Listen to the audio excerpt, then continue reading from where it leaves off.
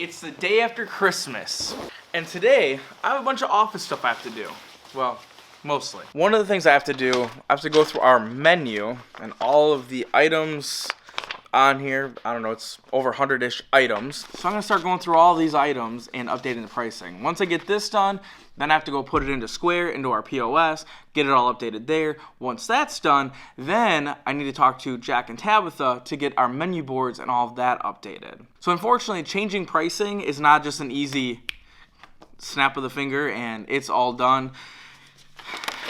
It's a process to go through all of this stuff and get it all updated and go through it all. And then to make sure it's accurate as well. And then after all of that stuff is done, before we do reopen the stores, I have to figure out the messaging to send out to our customers to let them know, hey, you know, because of inflation, because things are more expensive for us, unfortunately, we have to raise pricing. And for us, you know, being our first year open, a lot of the pricing for us was really just kind of figuring it out along the way. You know, we try to get as accurate pricing as possible so that way our prices are affordable for people while also being profitable for us. There's some things where we hit the mark. There's some things that we missed, that we're way off and hasn't been profitable. So we just need to go through everything and make sure everything is accurate, updated, and where it needs to be. I mean, it sucks having to do this, but I mean, every business has to do it. You update your pricing every year. If you don't, eventually you run yourself out of business. All right, I didn't bore you guys with the time lapse of me writing on paper, so you're welcome. But now that I have this done, I'm going to have a meeting tomorrow morning with Mike. We'll go through all the numbers, make sure we're on the same page, just with the price increases. A lot of things actually stayed the same, at least at the initial review of all our pricing. Some things did go down a little bit, but you know, a handful of things did go up. That's kind of what it is. As I was going through this price adjustment, I looked at a few different factors. I looked at, you know, inflation obviously is a big thing. So you look at, you know, possibly raising your prices up to 15% for some of the items. But I also looked at the competition. So I looked at different coffee shops in the area. I looked at different ice cream shops in the area, tried to compare pricing because I really don't want to be out of the ballpark. Now, obviously, we are trying to offer a premium product and trying to position ourselves as being better than the competition. But at the end of the day, a lot of people look at pricing, so we need to be in the ballpark with the majority of our competition. We don't want to be on the high end of the scale. So like with our Crazy Shakes, for example, when you look at our current pricing of our Crazy Shakes compared to any of the other companies that do Crazy Shakes, we are way, way below the market. A lot of them are charging anywhere from $15 to $20 for a Crazy Shake.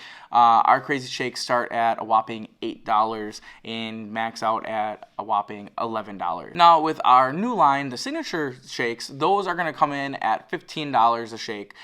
Those include a mason jar that you get to keep. If you bring it back, you'll get $1 off, things like that. There is going to be higher prices at that point. But even our Crazy Shakes, we are raising the prices on those, but it's still going to be way below our competition. So it's just what you got to do sometimes. Next up on the day, I have a bunch of boxes back over there somewhere. We've been collecting a lot of boxes in the office, not intentionally. It's just we get a lot of deliveries out here from Amazon and whatever else, and it's been too cold to take care of them. Today is, you know, nice and warm, 17 degrees. It's a perfect time to start taking care of those. So I'm gonna break down the boxes. One thing, make sure when you have a shared recycling receptacle that you always break down your boxes. It is super disrespectful to not break them down, so make sure that you always break them down, get them as flat as possible, especially when you have neighbors like ours who love to fill up the recycling all the time. So you need to make sure you break them down. You can't just throw them in there full. Don't be an a-hole. Like, just break them all down. All right, let's start breaking down the boxes.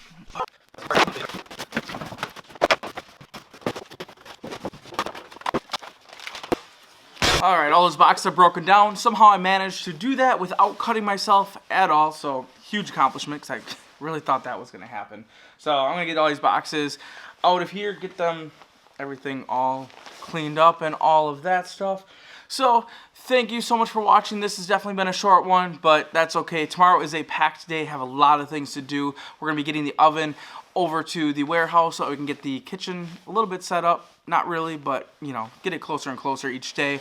And then we have to take care of some things at Kravings while we're cleaning up over there during this week while we're closed. So I will see you guys tomorrow. Thank you so much for watching, and we'll see you next time.